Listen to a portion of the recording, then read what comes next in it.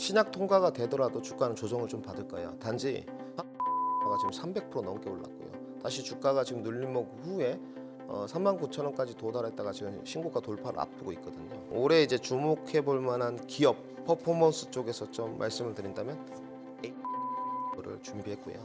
아마 이제 피디님 좀 피곤하실 텐데 이 종목을 들고 나오신 분이 없을 거예요. 바이오 릴레이 인터뷰 토마토 투자 클럽 김민준 전문가입니다. 전문가님 안녕하세요. 네, 안녕하십니까? 네, 저희가 반도체, 배터리 그리고 바이오까지 옵니다. 바이오도 역시나 올해 꼭 가져가야 할 키워드를 먼저 짚어보고요. 관련주 알아볼게요. 올해 키워드를 좀 보게 되면 의료기기, 비만 역시나 지금 오늘도 제가 촬영 오기 전에 비만 종목들이 좀 움직였습니다. 동아ST라든지 한국 BCNC라든지 이런 것 좀 움직였었는데 우리나라에서 이렇게 기술력과 좀 자금력이 뒷받침되는 중견제약업체 찾기란 좀 쉽지 않은 것 같아요. 네. 그래서 어느 정도 비만은 좀 안정감을 가미하려면 한미약품 쪽으로 일원화되는 것 같고 단지 요새 그 대한민국도 식생활이 이제 서구화되고 있기 때문에 비만 이슈가 사그라들진 않을 거다. 지속적으로 이슈화가 될 것 같고요. 그 다음에 올해 키워드는 이제 두 가지 말씀드렸는데 역시 ADC를 빼놓고는 이야기할 수는 없을 것 같고요. 지금 뭐 알테오젠과 레고캠바이오 어떤 쌍두마차 쪽인 것 같은데 좋은 호재 소식이 좀 다 들렸고 ADC를 보면 상당히 좀 할 말이 많은데요. 우리가 아까 자금력이 막강하지 않은 그 제약바이오 기업들이 좀 많다. 그러면 ADC 특히 알테오젠 사례를 좀 보면 앞으로 제약바이오 기업들이 가야 될 표본을 좀 만들었지 않나. 기술 수출 이전 이런 거에 관해서 상당히 긍정적으로 보고 있고 그리고 이제 올해 2024년 전반기 키워드를 보자면 신약을 빼놓고는 이야기할 수 없을 것 같아요. 결국 리보세라디 너무 폭풍 랠리가 지금 나오고 있는 것 같고요. 저도 상당히 그 오랫동안 보유했고 주주였었습니다. 3번 정도 이제 투자를 좀 했었는데 우상증자, 유상증자 받았던 과정은 녹록지 않았던 것 같아요. 근데 올해 퍼포먼스는 지금 벌써 400% 올랐기 때문에 이 신약에 관해서는 어느 정도 배제를 할 수 없을 것 같고 그리고 이제 올해 직결 구도가 지금 이제 있는 게 바이오시밀러 쪽이 또 있습니다. 휴미라 대표적인 게 그리고 하나 더 추가하자면 자가 면역 이 정도는 계속 추적 관찰이 좀 필요할 것 같고요. 지금 이렇게 딱 정리를 해보면 이제 삼성바이오로직스가 나오게 되고 셀트리온이 나오게 되고요. 바이오시밀러 쪽에선 신약 쪽에서는 이제 리보세나 HLB가 나오게 되고 자가 면역은 이제 한올바이오파마 그리고 비만은 한미약품 그리고 ADC는 알테오젠, 레고캠바이오가 딱 나오게 되는 도드라진 올해의 과정이었고 키워드였다 이렇게 말씀드려야 될 것 같습니다. HLB라는 가치가 리보세라닙의 가치는 어떤 것 때문에 올해 내내 가져가야 되는 키워드라고 생각하시는지 궁금하네요. 네, 저는 좀 이렇게 보고 있고요. 우선 우리가 임상 실험을 좀 해가는 과정에 보통 10년 정도가 걸립니다. 대략적으로 우리 시청자분들도 분명 숙지를 하고 계실 텐데 사실은 이 10년 동안 되어던 과정을 지켜보게 되면 지금 시대는 임상 실험한다 이러면서 주가 퍼포먼스가 나오는 시대는 아닌 것 같아요. 확실히 어느 정도 실체가 좀 필요하고 리보세라님이 위암 쪽보다는 이제 간암 쪽에 이제 병역요법이 상당히 히트가 되고 그리고 이제 중국 쪽에서는 거의 지금 FDA가 다 통과됐고 특히 항서제약하고도 좀 썸씽이 있었는데요. 저는 이렇게 보고 있습니다. 진양곤 회장의 좀 의지라고 보여지고 있고요. 지금 이제 NDA를 통해서 FDA 승인만 남은 상태이기 때문에 사실 이렇게 비슷하게 유수의 기업들이 좀 있느냐. 좀 슬프지만 없는 것 또한 사실인 것 같거든요. 그래서 이제 우리 앵커님이 말씀드렸던 에클론에 대한 후발주자 제2의 HLB가 될 수 있느냐 이런 쪽은 저는 좀 불가능하다고 지금 현재로서는 판단하고 있고요. 그리고 에클론이 HLB 그룹주처럼 자금력이 막강하지도 않아요. 사실은 이런 부분은 분명히 우리가 지켜봐야 될 요소인 것 같고요. 늘 이제 올해 그 키워드를 아까 이야기했습니다만은 제가 계속 말씀드린 게 기본적 분석상 부채 비율이라든지 유동 비율이 상당히 좀 중요하다. 늘 그 제약바이오 그룹들이 증자 이슈에서 자유로울 수 있는가 반문을 했을 때 우선 그 침투율 이런 거보다도 저는 그 부분이 주가의 희석 요소가 되기 때문에 지금 제가 좀 관심 있게 보고 있는 종목 중에서는 유전자 가위 치료제 툴젠도 좀 보고 있는데요. 툴젠과 에클론이 위치적으로는 괜찮지만 HLB 쪽과 위상을 좀 비교하기는 어렵지 않겠나 이렇게 판단이 들고 있고 네, 그러면 바이오주의 우려 요인 짚어볼게요. 어떤 부분일까요? 서두에 가장 먼저 강조를 좀 드리고 싶은 게 공매도인 것 같고요. 그러니까 2차 전지 전반뿐만이 아니고 지금 모든 섹터의 불법 공매도는 당연히 우리가 좀 변화돼야 되는 움직임이고 잡아내야 되는 움직임인 것 같은데 어찌됐건 이 공매도가 정지됨으로써 제약바이오 섹터에서도 분명히 우호적인 상황인 건 맞는 것 같습니다. 단지 이제 이것이 6월에 저희가 이제 정지가 풀릴지 물론 대통령의 의지가 있습니다만은 사실은 알 수 없는 부분이거든요. 그래서 이 부분은 꼭 먼저 서두에 공매도가 어떻게 좀 진행이 되는지 살펴보셔야 될 것 같고 그러면 공매도가 정지돼 있던 상태에서 지금 출발을 좀 해봐야 될 것 같은데요. 우려요인의 첫 번째는 기술 수출 이전 기업이 많지 않다는 거. 첫 번째고요. 두 번째, 인식의 변화, 부정적 인식이 너무 많이 있다는 거. 그 다음에 아까 우리 권민아 앵커님께서 말씀하셨던 막강한 자금력을 보유한 회사가 별로 없다는 거.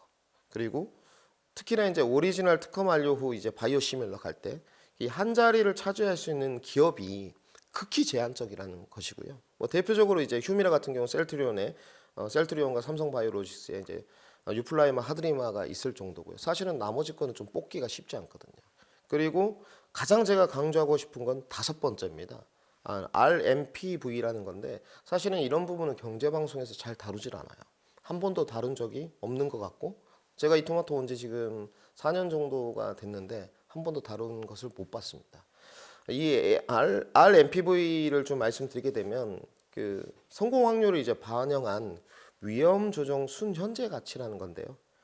이 부분을 좀 보게 되면 지금 여러 가지 단계가 있습니다만은 가장 지금 그 주관적인 요소를 좀 대입해 본다면 RMPV를 계산할 때 시장 점유율 측면입니다.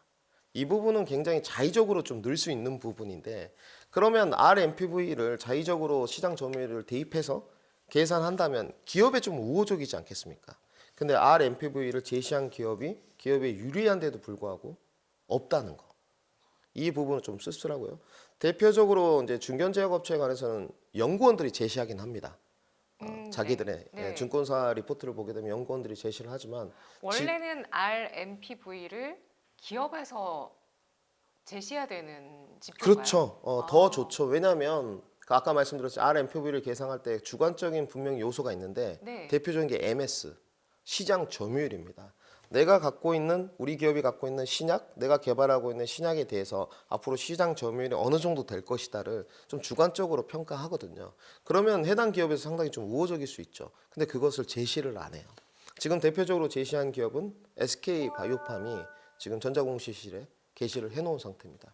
거기를 보게 되면 이제 영업이익률이 50%로 잡혀 있거든요. 이런 부분들을 제시하게 되면 어찌 됐건 주관적인 지표가 좀 들어가 있긴 하지만 주주들에게 상당히 좀 득이 되고 자료를 볼 수 있는 부분이 될 것 같은데 이러면서 이제 피크 세일까지 가는 과정이거든요. 이런 부분은 좀 아쉬운 것 같고 굳이 RMPV의 이제 단계를 좀 말씀드리면요. 보통 신약 가치 평가를 할 때 처음에는 타임라인이라는 게 있습니다. 가장 중요할 것 같고 그 다음에 이제 아까 말씀드렸던 돈, R&D 연구 비용 얼마만큼 돈이 들어가느냐. 그래서 이제 증자 이슈가 있는 거고요.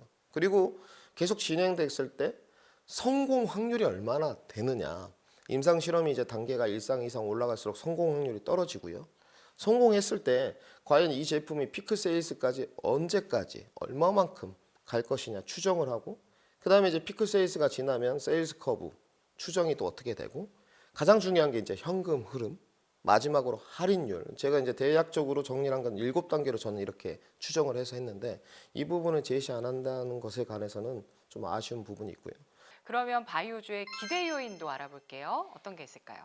제약바이오를 이제 기대 요인으로 이야기를 하면 금리 연동 관계를 이야기 안 하고는 얘기가 안 될 것 같습니다. 우선 금리 인하가 미뤄진 배경에 관해서는 금리 인하를 해야 되는데 못하는 과정인 것 같고요. 연준에서 산업의 크기를 잘못 측정한 것 같습니다. 그 부분은 이제 AI로 결국 돌아가야 될 것 같은데 그러면서 주가가 너무 많이 가다 보니까 소비가 진작이 많이 된 거고요. 우리나라는 특히 금선 분리 제도가 돼 있지 않지만 미국은 금선 분리가 같이 돼 있습니다. 분리 제도가 전혀 돼 있지 않아요. 우리나라는 예전 IMF 이후에 금융자본과 산업자본을 분리시켜 놨습니다. 근데 미국은 그렇지 않기 때문에 증시가 계속 올라가니까 미국 시민들이 지갑을 닫아야 되는데 닫지 않죠. 그러니까 계속 최근에 CPI도 올라가는 과정 속에서 금리 인하가 어쩔 수 없이 뒤로 좀 미뤄졌다고 보고 있고요. 그 대기업 빅테크 기업들 미국을 보게 되면 마이크로소프트나 지금 골드만삭스, 구글, 그 레귤러 정규직들은 계속 해고했습니다. 10,000명을 한꺼번에 해고한 적도 있고요. 그러면 이런 부분은 분명히 우리가 봐야 되거든요. 그러니까 제약바이오를 내가 바라볼 때 중추적인 금리 인하가 언제 될지 몰라서 좀 불안감이 있다. 이렇게 생각하신다면 이거는 결국 올 수밖에 없고 하반기엔 되겠구나. 그러면 결국은 제가 봤을 때 제약바이오가 지금의 선취의 과정이 가장 좋을 것 같고요. 단지 좀 더불어서 뭐 추가적으로 좀 코멘트를 드린다면 이 금리 인상에 대한 부작용은 지금 곳곳에서 파열음이 나고 있습니다. 그래서 연준은 금리 인하를 서두를 수밖에 없는 것 같고 대표적으로 뭐 도이치방크 사태, 우리나라는 새마을금고 사태, 또 미국의 CS 사태 이런 은행권들 사태가 있었기 때문에 저는 금리 인하는 계속적으로 올 거라고 보고요. 알테오젠 같은 경우도 아까 알테오젠 더 간다는 말씀이시죠? 네, 아까도 이제 제가 말씀드렸지만 서두에 우리 좀 제약바이오 중견 기업, 좀 소형 기업들이 추구해야 될 방향성이지 않나. 전 사실 이렇게 보고 있어요. 자금력이 막강하지 않는 상태에서 이렇게 정말 기술 수출 이전 계약을 하고 계속적으로 이 지금 SC 제형에 관해서 좀 말씀드리면 피아 주사인데요. 바이오 시밀러 이제 특허 만료가 되게 되는데 그 되게 되면 이 피아 주사 SC로 제형으로 바꾸게 되면 특허 만료가 연장됩니다. 그래서 머크사에서 이 사활을 걸고 있는 거고요.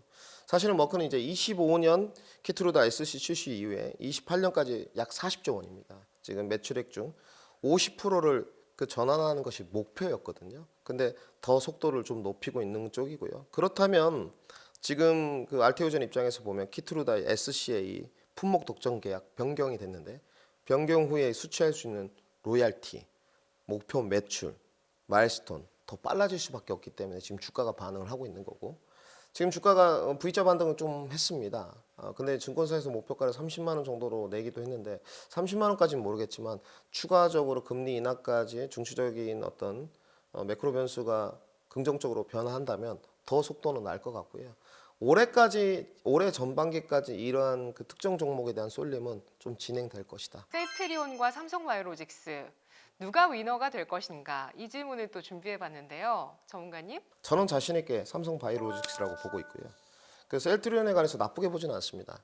셀트리온의 서성진 회장이 워낙 입김이 세기 때문에 뭐 최근에 있던 이슈가 나스닥 상장 이야기가 있었어요. 근데 저는 올해 연내에는 어렵다고 보여지고요. 나스닥 상장이나 뉴욕거래소 상장이 그렇게 쉬운 문제는 아닙니다. 제가 한번 뉴욕거래소 예전에 ETF 추종 지수를 할 때 가봤었는데 우리나라 기업이 하나밖에 없었어요. 그렇기 때문에 상당히 조금 이 부분에 셀트리온에 관해서는 조금 실체가 확인돼야 된다고 보고 그러면 삼성바이오로직스로 좀 보게 되면 그 긴 이야기가 좀 될 것 같은데요. 그 국내 기업들이 글로벌 어떤 그 이슈 그 큰 빅테크 기업들 제약바이오 뭐 로슈사나 존앤존스나 일리아딜리 어깨를 나란히 한다 이거는 좀 사실 불편하지만 쉽지 않은 것 같습니다. 단지 그 아까 말씀드린 그 막강한 자금력을 보유한 기업도 많지 않기 때문에 삼성바이오로직스나 셀트리온을 주목해봐야 되는데 특히나 이제 오리지널 의약품을 좀 봤을 때 바이오 시밀러로 가는 과정에 보게 되면 지금 사실은 그 휴미라에 관해서 셀트리온과 삼성바이오로직스가 개발을 하고 있습니다만은 이 두 기업도 오리지널 의약품 쪽은 지금 쉽지 않죠. 네, 그렇기 때문에 뭐 오리지널 의약품 신약이 나오게 된다면 황금알을 낳는 거의가 될 텐데 그만큼 어렵다는 거고요. 단지 이쪽의 두 기업은 이제 뭐 바이오 시밀러 공략을 많이 하고 있습니다. 특히나 이 삼성바이오로직스는 처음에 기업이 만들어질 때 방향성을 잘 정했다. 저는 이렇게 평가하고 있습니다. 뭐 분식회계의 논란도 있었지만 어찌됐건 삼성바이오로직스의 주된 요인을 보게 되면 요소 캐시카우는 CMO, CDMO 위탁 생산입니다. 그 남들이 가지 않은 길을 갔어요. 사실은. 그래서 캐시카우를 확보해놨다는 측면은 셀트리온보다 우호적으로 좀 보고 있고요. 분명히 이 캐시카우가 어느 정도 영업이익률을 뒷받침하고 있는 것 같습니다. 제가 봤을 때. 특히 2030년까지 장기 계약들을 보게 되면 이 분야 전 세계 1위라는 데는 반론의 여지가 없는 것 같아요. 물론 삼성바이오로직스 안에 삼성바이오에피스가 있기 때문에 여기에 관해서 이제 오리지널 의약품 신약 개발을 해간다면 더 좋을 것 같은데 저는 그 바이오시밀러 지금 최대열을 조금 더 개발해서 점유율을 삼성바이오로직스가 높여간다면 더 우호적으로 좀 쓴다고 보고 있고요. 대표적인 게 이제 오리지널 의약품 휴미라, 아달리뮤맙입니다. 이게 될 것 같고요. 두 기업 모두 이제 PBM 등재를 마쳤는데 지금 이 하드리마 지금 삼성바이오로직스 이하 삼바라고 하겠습니다. 하드리마를 좀 보게 되면 그 세계적인 제약사 에브비가 이제 개발한 거거든요. 여기에 관해서 지금 그 뭐 적용되는 게 류마티스 관절염, 척추 관절염, 건선, 자가면역 치료제라고 보시면 될 것 같아요. 근데 지금 삼성바이오로직스 같은 경우는 미국 보훈부에 오늘 기준으로 지금 공급 예정입니다. 그렇기 때문에 확실히 좀 앞서가고 있고요. 그리고 삼성바이오로직스의 가장 큰 장점, 영업이익률이 30%라는 점은 너무 좀 좋은 측면이죠. 우리나라 기업들이 지금 상장되는 게 3,500여 정도가 되는데 영업이익률이 30% 넘어가는 기업이 대형주에서는 정말 찾기 쉽지 않습니다. 거의 없다고 봐도 무방할 것 같고요. 소형주에서는 있습니다. 30-40% 되는 쪽들이. 그래서 삼성바이오로직스는 꾸준하게 70만 원대 하반 경직성을 확보해서 기간 행보를 했는데 네. 올해부터 지금 작년 연말부터 저가 반등을 해서 87만 원 언저리까지 올라갔다. 박스권 지금 하단 70만 원, 상단 90만 원 기간 행보를 하고 있고 중단 부근에서 버티고 있고요. 저는 올해 하반기나 내년 정도를 가게 된다면 이 영업이익률이 떨어질 것 같진 않아요. 그러면 투심이 좀 강화되면서 100만 원은 무난하게 도달할 것으로 이렇게 판단하고 있어서 삼성바이오로직스의 위너를 드리겠습니다. 제약바이오주 올해 투자 전략 정리해 주시면서 탑픽 꼽아주세요. 지난번에 나왔을 때 이제 하이닉스 그리고 유진주성, AD 테크놀로지 줬는데 오늘 오기 전에 주가를 다 보고 왔는데요. 상당히 다들 많이 좀 갔고 그래서 사실 좀 고민도 많이 되는데 우리 구독자분들이나 시청자분들은 제가 틀릴 수 있다는 걸 늘 염두에 두시고 참고만 하셨으면 좋겠고요. 본인과 이제 생각이 같은지 이제 훗날에 비교해가지고 신중한 결정을 하셨으면 좋겠고 제약바이오를 볼 때 아까 고미란 앵커님이 정말 핵심 이제 퍼포먼스를 많이 보시죠.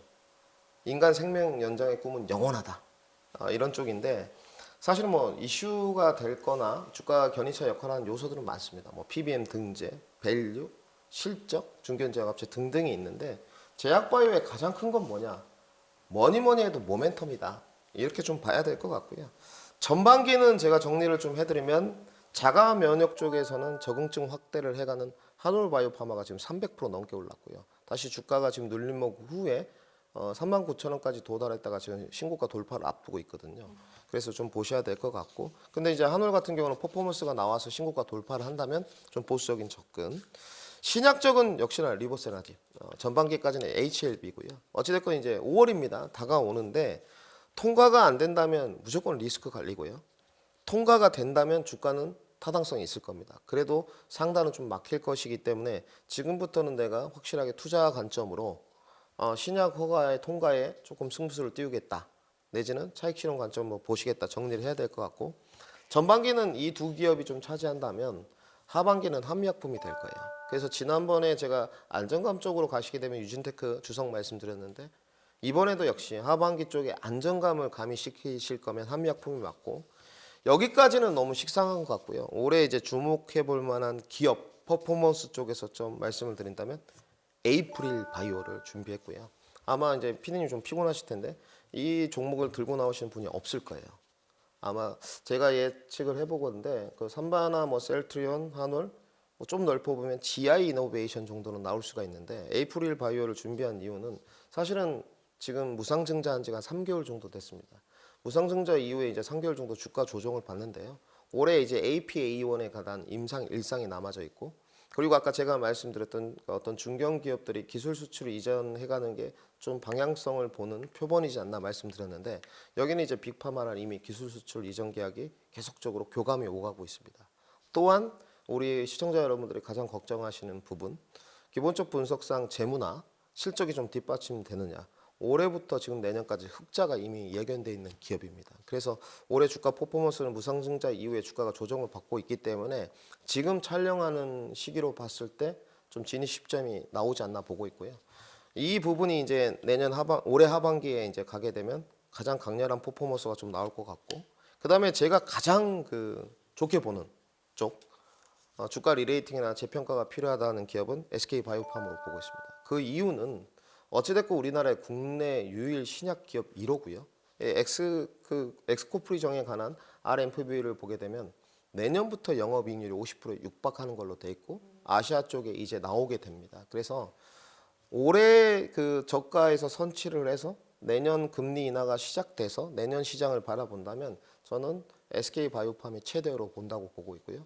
대기업의 그 네임드 SK가 더 버티고 있기 때문에 주가는 지금 상단에서는 낮다고 평가를 하고 있습니다. 그래서 굳이 내가 중견 제약업체 안정감은 한미약품 정리해드리면 조금 더 주가의 퍼포먼스와 대기업의 네임들을 보게 되면 2025년까지는 SK바이오팜, 퍼포먼스 쪽으로 가실 거면 에이프릴 바이오를 추천드리도록 하겠습니다. 그래서 제약바이오를 바라볼 때 가장 중요한 것은 모멘텀이라고 보고 있는 상태에서 여러 가지 복합적 요인이 있을 것 같은데 그 중에서 하나 추가하자면 자금력이고 실체가 좀 있느냐 쪽을 따지는 쪽이거든요. 그럼 뉴스가 나오기 전에 매도하는 것. 뭐 예를 들면 HLB 같은 경우에는 그 FDA 그 신약 허가가 나왔다 하면 그때 매도하는 것. 그게 좀 최선의 방법일까요? 뭐 그렇게 보고 있지는 않습니다. 단지 지금 HLB가 7만 원대 강한 지지력을 좀 형성하고 8만 원 사이에 등락 과정을 펼치고 있는데 신약 통과가 되더라도 주가는 조정을 좀 받을 거예요. 단지 신약 통과가 되게 되면 6만 원대 초중반에 그 주가의 타당성이 부여될 겁니다. 그리고 이제 매출 추이에 따라서 피크 세일즈 가는 과정에 따라서 주가는 더 올라갈 텐데 어느 정도 선반영된 부분이 있기 때문에 내가 충분한 아마 거의 그 초반에 제가 작년에 말씀드릴 때는 3만 원이었거든요. 시세를 많이 이렇게 누리신 분들은 어느 정도 분할 매도는 필요하다고 보고 있고요.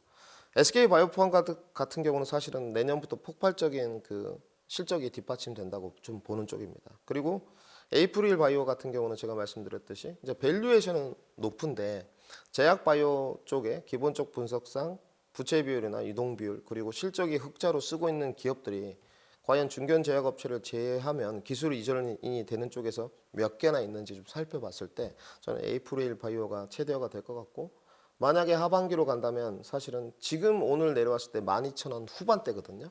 이렇게 되면 이제 피디님이 또 피곤하실 텐데 사실은 100% 정도 상승은 좀 보고 있고요.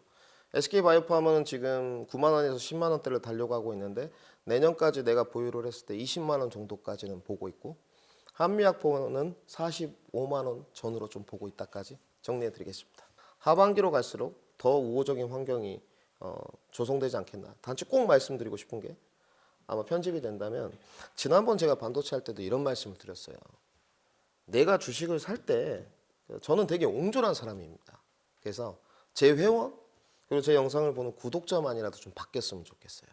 주가를 살 때 가격 경쟁력이 좀 있는지 선취를 할 수 있는지 광기에 휘둘리고 있진 않는지 이걸 꼭 생각해 보시면서 하시면 좋겠고 늘 제가 이제 거의 10여 년 동안 밀어붙이는 멘트가 있습니다.